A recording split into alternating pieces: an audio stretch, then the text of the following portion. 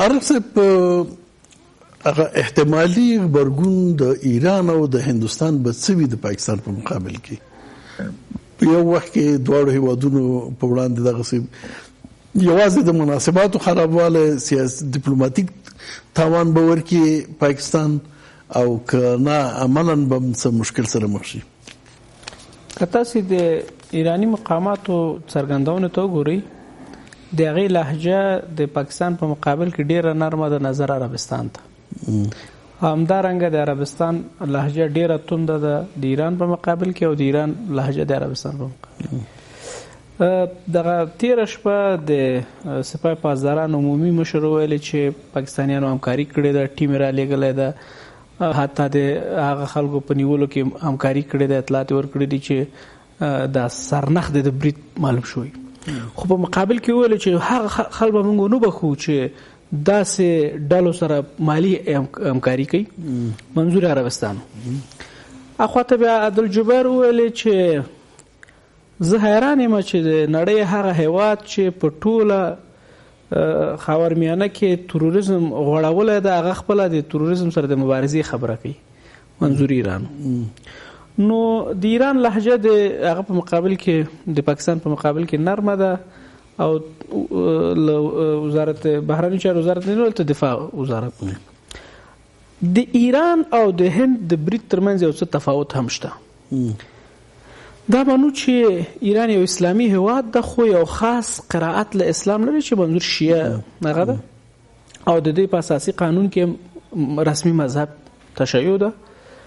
د 40 کلن انقلابي حکومت په نتیجه کې سنیان څنډې ته پاتې شوي دي، غیر فارسي قومونه لکه بلوچان، لوران او کردان، عربان څنډې ته پاتې شوي دي. دغه څنډې ته پاتې کېدل او تبعیض آمیزه برخورد باعث ده شوی ده چې د سیمې خلک د حکومت په مقابل کې کرکه پیدا کړي. تاسې لاړ شئ سني میشت سیمو کې هیڅ انکشاف نه ده شوی، تاسې لاړ شئ بلوچ میشت سیمو کې هیڅ انکشاف نه ده شوی. بلوچان ته خدای یوازې مذهبي مسله نه ده، هغې ته خو د ازادۍ مسله ده. بالکل. تاسې د جیش العدل هغه صحیح غبرګون ده، ځکه دلته یوازې ایران نه، هند او ایران دواړه ځکه اوس دې پیښې د دې ترمنځ روابط هم لاسره نږدې کړي دي او دواړه د مشترک یعنی څه احتمالي وضعیت څنګه دی، پاکستان به څه رقم وضعیت سره مخ وي. ایرانیانو ویلي دي چې پاکستانیانو وعده کړې ده چې دغه ډلو دغه په مقابل کې ځپلو کې به موږ سره همکاري کوي او موږ هم له دغه همکاري نه د خبرو نه معلوم چې خوشحاله یو. یعنی د ایران غبرګون د پاکستان په مقابل کې ډیر نرم د خورازو د هند غبرګون ته د هند رسمي غبرګون د مقاماتو نه نیولې تر رسنیو پورې ډیر توند ده. دا څو ورځې که تاسې هندي رسنۍ وګورئ ملي ماتم ده په هند کې، ساعت په ساعت باندې هغه روان ده، کنفرانسونه دي امنیتي او هغه غونډې دي او پریس کنفرانسونه دي. د تر څنګ رسنۍ هغه ګوندونه چې بشپړ ملاتړ تر څو له خپل پوځ نن اعلان کړی تر خپل برید لاندې راوستي دي چې اوس نو په اردو او پوځ باندې نور به سیاست نه کوي، پوځ تر برید لاندې راغلی او د تر شا به درېږي. خو هغه څه چې تمه کېدله چې کله چې هندیان ویلو که دا ځل برید وشو نو موږ به حمله کوو، ویې نه کړله او عمران خان هم په واضح ټکو سره ویل که چېرته برید وشي موږ به ځواب ورکوو او له ځواب پرته بله لاره نه لرو. اوس څه کولی شي؟ هغه نه مخکې یو سوال بل ته باید جواب شي چې دغه پاکستان په دغه سیاست نه څو خلاص واخلي. دا په هند کې د نارامي د تولید سیاست نه د نړۍ په دغه برخه کې دغه دوه هیوادونه که څه هم ځان ته یو بل ته رقیبان او سیالان وي، خو هند څو کله کې چې تر دې ډیر مخکې تللی. که د اجازه وي زه به څو نمونې یاد کړم چې دا معلومیږي چې هند مخکې تللی او څومره چې هند مخکې ځي د پاکستان غوسه او قهر زیاتیږي او خپل یوازینی حربې نه چې هغه تروریزم ده استفاده کوي. خو دا هم په د اخر کلو کې هیڅ نتیجه نه ده ورکړې.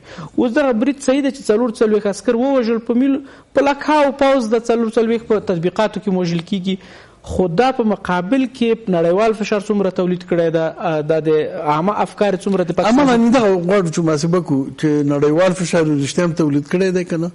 نړیوال چې موږ یادو مثلا د امریکا ویل دي فقط یو بیان پاکستان باید اجازه ورکړي خلکو ته دغه عملاً اضافه څه نه دي شوی.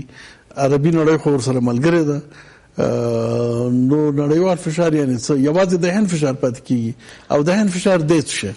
اسرائیلیانو هم خپل خبرګون خودلای ده د ارجنټاین ولسمشر پرون هند ته راغلی و خپل خبرګون خودلای ده د نړۍ ډیر هیوادونه حتی چین خپل خبرګون خودلای ده دا حمله محکومه کړې ده.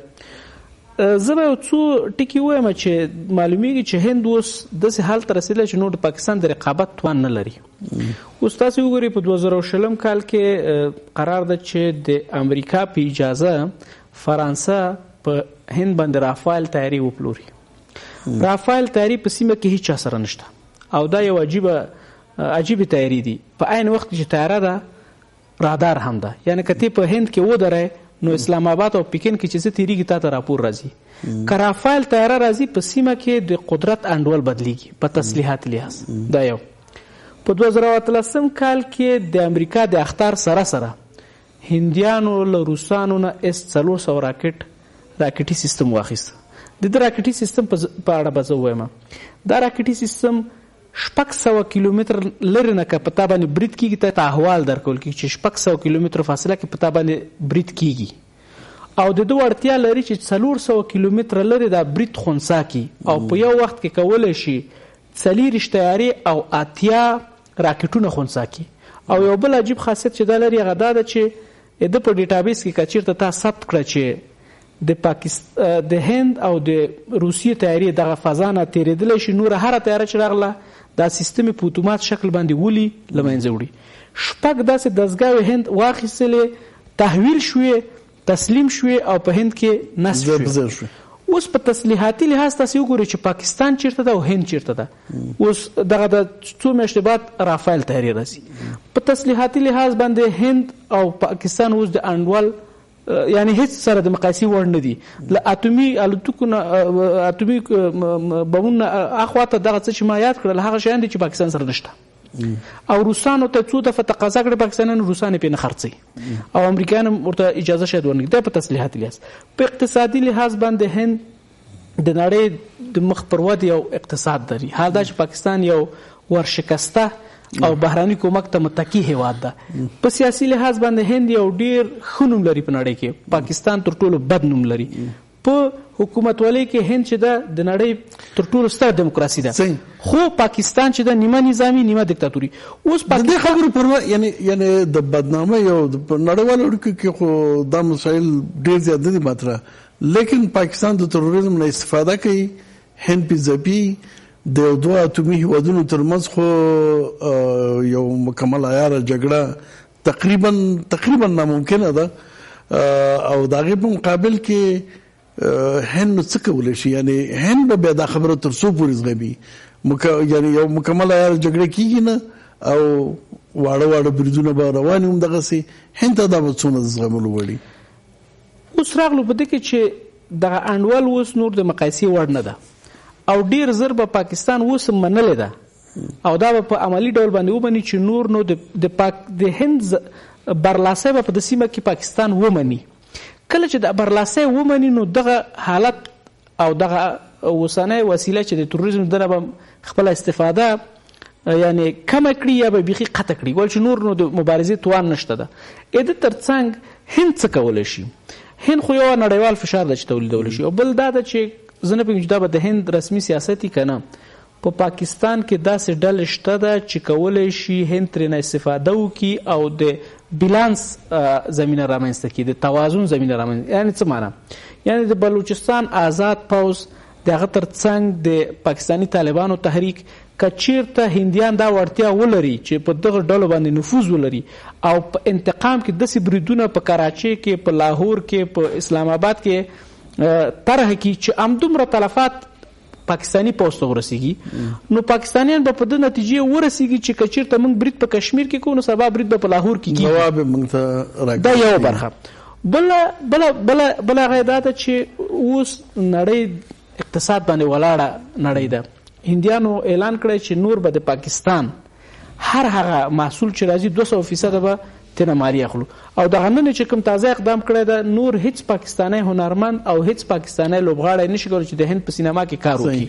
خو بله یعنی منظور مې دا ده چې هندیانو سره ډیر داسې وسایل شته ده چې هم په نرم قدرت برخه کې هم په سخت قدرت برخه کې کولی شي پاکستانیان تر فشار لاندې راولي. پاکستان ولې یعنی دغه محاسبه چې موږ دلته کوو پاکستان دغه محاسبه نه کوي چې د هند برګون به دغه رقم شي او کنه هغه چې موږ مخکې ویل چې نړیوال فشار هغه د هند نه زیات د پاکستان په ګټه دی. په دې بیا وروسته خبرې کوو. جناب رنجبر صاحب شما قبلا مسئله داعش یاد کردین. سفیر پاکستان در افغانستان گفته که اگر این تنش ادامه پیدا کنه یا هند علیه پاکستان اقدام شاید سر پروسه سال افغانستان تاثیر داشته باشه. اگر تنش اضافه میشه تاثیر سر افغانستان چگونه خود بود؟ شما از تقویت داعش حرف زدین، یعنی چی؟ چگونه تقویت داعش چرا مطرح ساختین؟ ببینید داعش یک پروژه بسیار کلان آمریکایی هست که با استفاده از داعش ایالات متحده آمریکا میخواهد در منطقه حضور داشته باشه و قدرت هایی که یک تهدید و خطر برای منافع ملی ایالات متحده آمریکا قلمداد میشه با استفاده از داعش جلوی رشد این قدرت ها رو بگیره یا حداقل یک دردسر برای زنا ایجاد بکنن هر از گاهی. خب طبعا کشورهایی که در حال حاضر رقیب ایالات متحده آمریکا یا حداقل بگیم دردسر هست، ایران هست، چین هست، روسیه هست.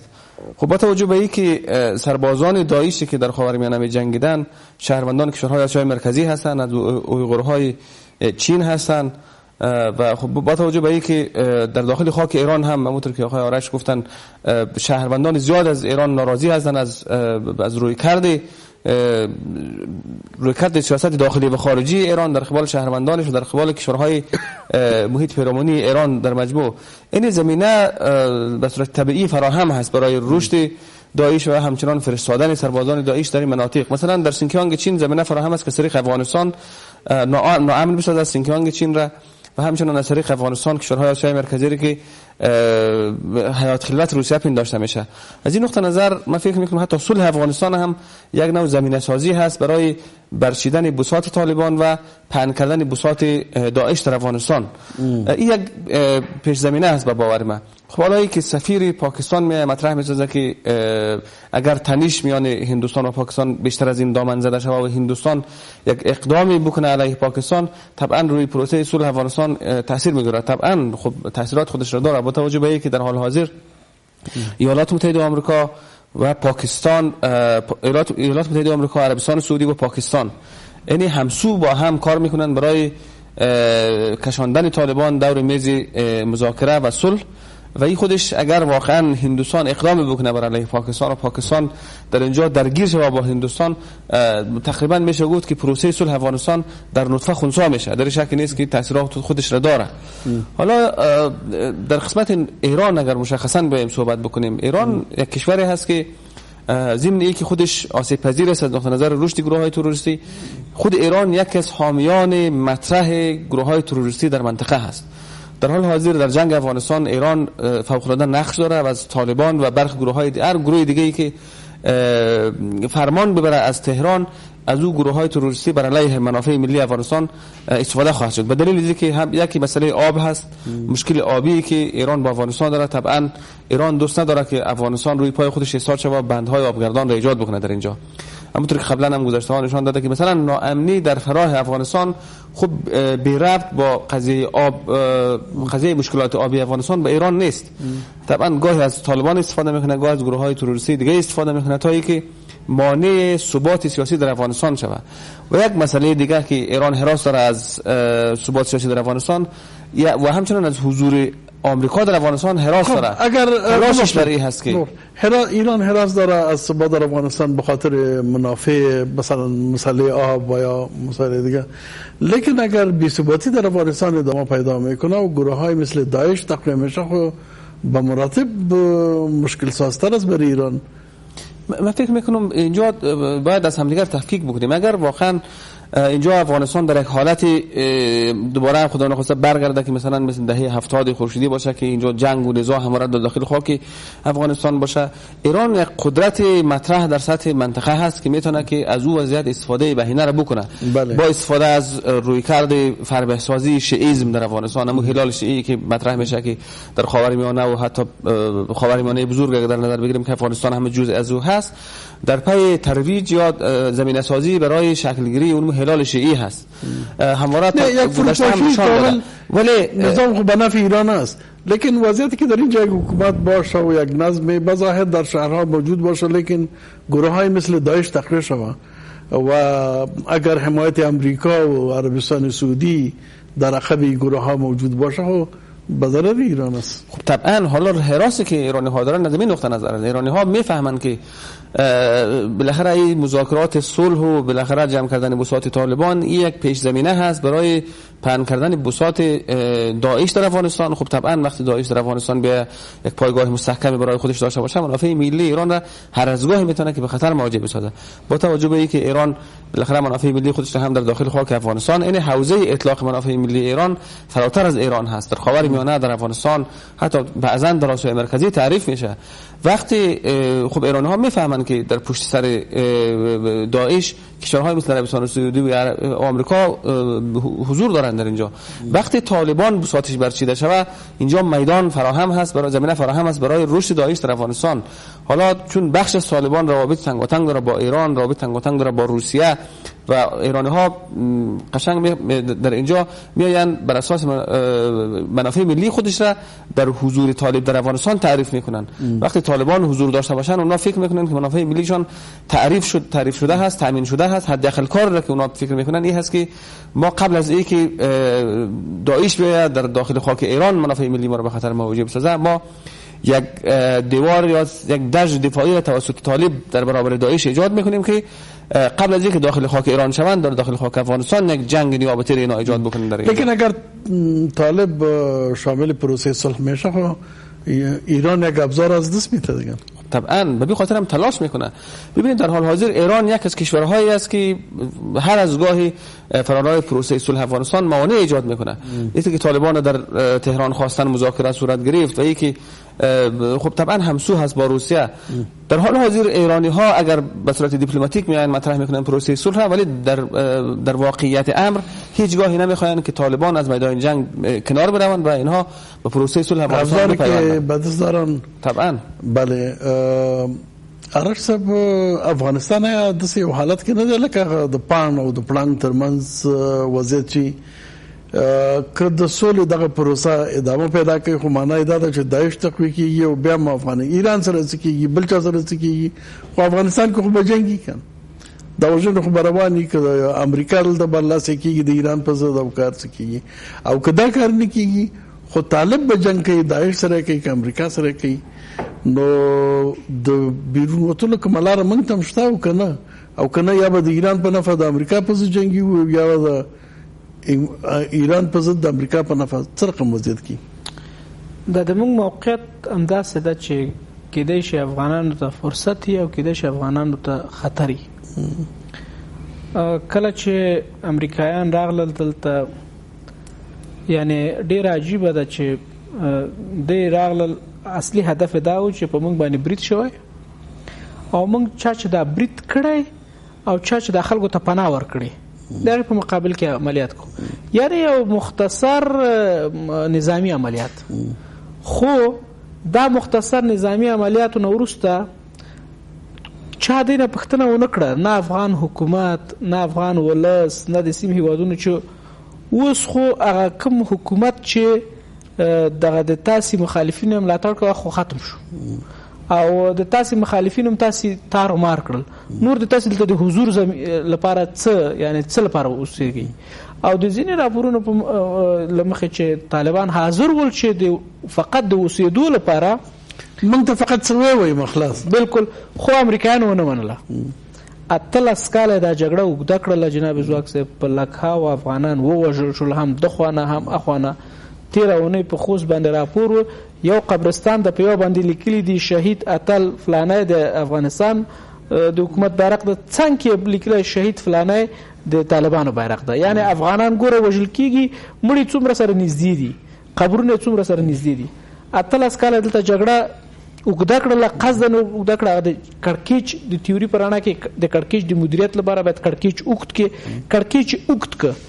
د کړکېچ د اوږدېدو په نتیجه کې داسې ډله رامنځته کړله جناب ځواک صاحب چې اوس په ایډیولوژیک لحاظ باندې هغوی سره خبرې کول ناممکنه دي، ولې چې هغه تضاد انډاګونیستیک حالت ته رسېدلی ده. تاسې که د طالبانو فکري منهج وګورئ، هر وخت د دې امکان شته چې دوی سره خبرې وشي.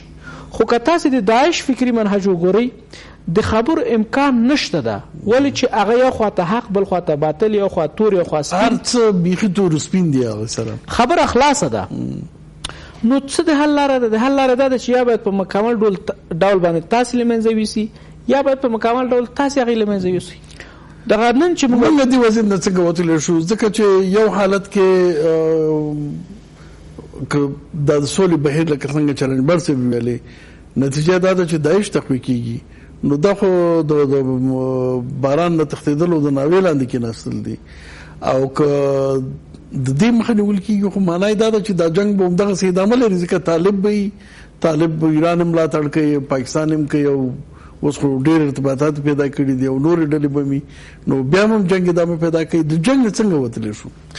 دغه نن جنرال وټل خبره کړې ده چې د افغانستان د خراسان څانګه یا د افغانستان کې چې کوم داعش دي، دا مستقیما امریکایانو ته خطر ده، او ویلي چې مستقیما امریکا ته خطر ده. نو فلهذا امریکا باید ویده. زه غواړم دلته وړکۍ خبره وکړم. داعش ستراتیژي له القاعدې نه یو غاټ تفاوت لري. القاعده وایي چې د اسلامي نړۍ د عظمت د احیا لپاره باید غرب سره مبارزه وشي، خو داعش چې فکر ابو مصعب الزرقاوي نه اخیستی، وایي چې د اسلامي نړۍ د عظمت لپاره اول باید داخلي دښمنان له منځه لاړ شي، بیا به غرب سره مبارزه کوو. د دوی په اصطلاح مرتد مسلمانان باید د منځه لاړ شي.